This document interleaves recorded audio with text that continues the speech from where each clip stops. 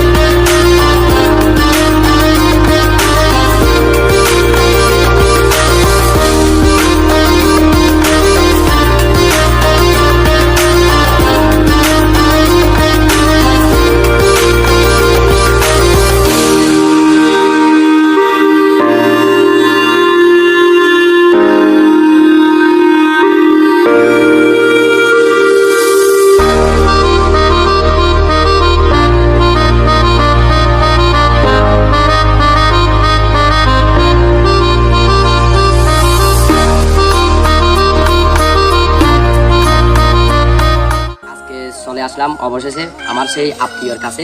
আমার আত্মীয়র নামটা জেনে নিই শুরুতে। ভাই, আপনার নামটা কি? মোহাম্মদ নেজামুদ্দিন। আরেকটু বড় করবেন। মোহাম্মদ নেজামুদ্দিন। আমার বড় ভাইয়ের নাম হচ্ছে মোহাম্মদ নেজামুদ্দিন। তো ভাই, আপনি কি কাজ করেন? সব কাজ করতে পারি।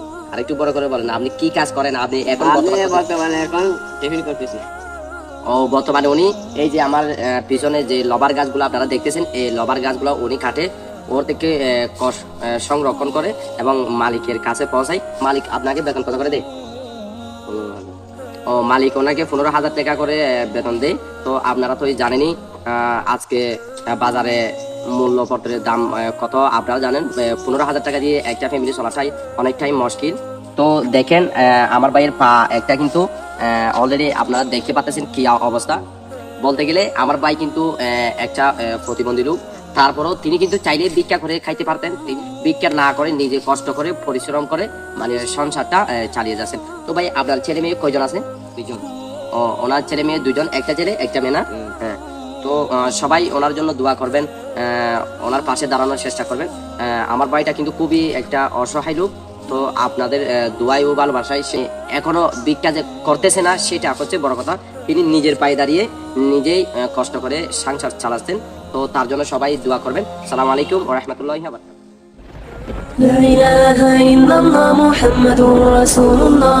لا إله إلا الله محمد رسول الله.